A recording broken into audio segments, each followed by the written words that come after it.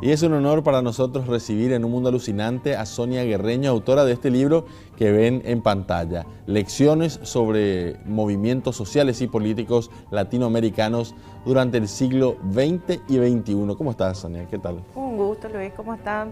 Y todos tus queridos televidentes. Así es, queremos conocer un poquito este material que nos pareció sumamente interesante. Por esto que hablábamos, la falta de repente de un compendio de toda la historia de estos movimientos. ¿Qué puedes decirnos? ¿Cómo surgió también este...? Pasa que yo hace 4 años estoy en la Escuela de Ciencias Políticas, tomé la materia de Seminario 2 y en plena pandemia, o sea, me encontré con la situación de que no teníamos un libro de base y que es mucha información. Y los movimientos sociales y políticos hoy en día cambian las políticas públicas, que es lo que nosotros tenemos que enseñarle a nuestros alumnos a tomar. O sea, finalmente les estamos preparando para que ellos puedan entender los movimientos, entender la sociedad donde se están desarrollando y buscar políticas públicas que puedan, vamos a decir, por lo menos mediar entre las reivindicaciones que de repente pide uno u otro movimiento social o político. Porque los movimientos sociales son las bases para los movimientos políticos. Es como toda una pequeña cadena que se va hilando. Así. Entonces, con el afán de tratar de llevarles a mis alumnos algo que les pueda ser lúdico, que les pueda hacer comprender desde ejemplos básicos cómo se desarrollan, cómo inician. También tiene mucho de historia, porque el pueblo que no recuerda su historia no puede avanzar, o sea, sabemos que está destinado a repetirla. Y bueno, o sea, más que nada eso fue lo que me llevó a escribir y a tratar de pasar un poquito de lo que estudié para poder enseñar. Así mismo. Hablas del siglo XX, XXI particularmente, ¿cómo se inicia este periodo? Pasa que los movimientos sociales del siglo XX y XXI son los que más preponderancia están teniendo. O sea, hablamos de movimientos obreros, hablamos de movimientos campesinos, hablamos del inicio del feminismo y de las diferentes olas en las que se van transformando. Y asimismo, las reacciones de las sociedades donde se van desarrollando. Porque no es lo mismo el feminismo de México que el feminismo de Paraguay, o el feminismo de Argentina. Aunque tengan muchas bases coincidentes, no se desarrollan en las mismas sociedades y por ende cambian incluso las reivindicaciones. Exacto. ¿Y qué podés contarnos un poco de esto, lo más actual, verdad? Porque hablábamos en otras épocas, siempre Latinoamérica fue como un espejo de los movimientos de otros países de Europa o de Estados Unidos. Hoy en día como es más rápido ese proceso. Es mucho más rápido, o sea, el ciberactivismo logra que pensamientos que de repente a nosotros anteriormente nos tomaba muchísimo tiempo que nos llegaran por vía barco, por esto, porque pasaban años entre que una idea iniciara en Europa y llegara a América, pero hoy en día no. Hoy en día, por medio de las redes sociales, tenemos un boom, e incluso los movimientos sociales están cambiando la forma en la que hasta la política se está llevando a cabo. Tenemos ejemplos como Milei, tenemos ejemplos como Trump, que por medio de redes sociales y movimientos que le estuvieron apoyando de un lado y movimientos que le estuvieron atacando del otro lado, que hacen la contra, crearon un cambio radical, o sea, de políticas que venían siendo sostenidas en el tiempo. Claro, cambió completamente la... Totalmente. Y acá tenemos, por ejemplo, un Payo Cubas que inicia con esa desobediencia, con esa idea de cambio social, que si bien no llega, vamos a decir, a la presidencia, pero llega a escaños y llega a crear un movimiento, una idea de descontento, que los actores políticos, tanto vamos a decir, los colorados, como lo que es el sector de oposición, tienen que entender que la gente está cambiando y que la forma en la que se manejan los discursos están cambiando. Y eso es lo que tratamos de reflejar, tanto en la cátedra como en el libro. O sea, tratamos de que llegue esa idea de que el cambio social, porque el movimiento social es eso, es lo que pretende, su fin inicial es la transformación de la sociedad. Ahora, ¿cuánto se resiste a esa sociedad? También tiene que ver. Totalmente. Y hablando un poco del siglo XX, que bueno, es un siglo el que más largo desarrollo tuvo hasta ahora en este periodo, ¿verdad? Porque el siglo XXI lo estamos empezando. Pero ¿qué podés rescatar de lo que fue todo ese periodo de tiempo en cuanto a movimientos políticos y sociales? En cuanto a movimientos políticos y sociales, han habido un cambio brutal de políticas, de ideas. O sea, hoy en día se habla mucho de el neoliberalismo, te hablan del conservadurismo, y estamos ante transformaciones incluso cíclicas, ¿verdad? Que de repente hoy tenés a un Trump que representa la cara totalmente contraria a lo que se venía pidiendo a nivel Europa y lo que veníamos replicando en Latinoamérica. Milei, que es también el primer foco que ingresa, vamos a decir, antes que Trump, de esa misma vuelta de rosca, vamos a decir, que inicia con estos cambios, donde hablamos Milei habla hoy en día de no más, que el pueblo ya no va a pagar el tema de los cambios hormonales, el tema de a los niños ya no se les va a poder dar eso. Y hay un sector muy feliz con eso y hay otro sector que está en contra, vamos a decir. La radicalización de la... Y sí, pero es de ambas partes. Sí, o sea, de ambas partes hay que ver, o sea, por qué se llevó a ese cambio tan brutal. ¿Por qué llegaron los argentinos al cambio que representa Milei?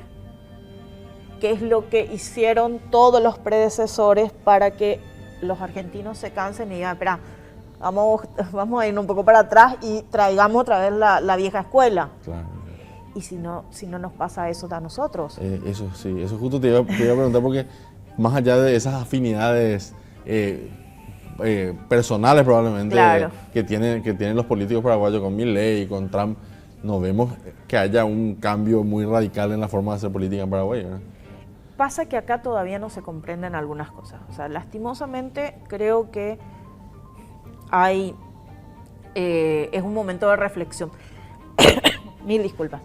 Tanto para el partido de gobierno como para la oposición. O sea, yo creo que el partido de gobierno tiene que parar un poco la pelota y mirar qué es lo que estuvo haciendo bien y qué es lo que estuvo haciendo mal. Y la oposición tiene también que replantear la forma, porque viene de varias elecciones planteando un solo prototipo de trabajo que no les está funcionando y que no han cambiado. O sea, cambian de repente y ni siquiera en varias elecciones, ni siquiera es que cambiaron mucho los actores, pero no cambian la estrategia. Exacto. Y eso les ha llevado incluso a pérdida de escaños, o sea, a hoy en día ser minoría.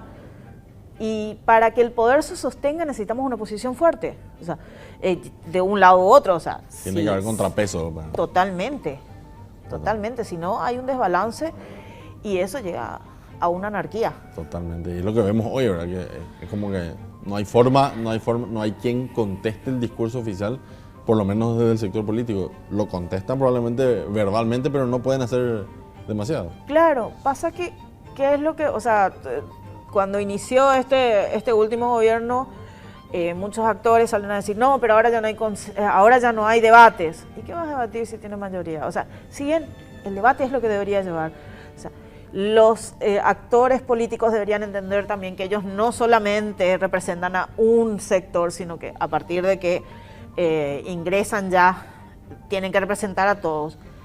Pero hay que entender también que es el juego, o sea, de la política. Totalmente. Y en ese proceso que estás citando justamente, ¿existe la posibilidad de que eso que hablábamos, lo del descontento, ya sea aprovechado por Paraguayo Cuba o algún otro referente que pueda aparecer el outsider famoso, ¿verdad?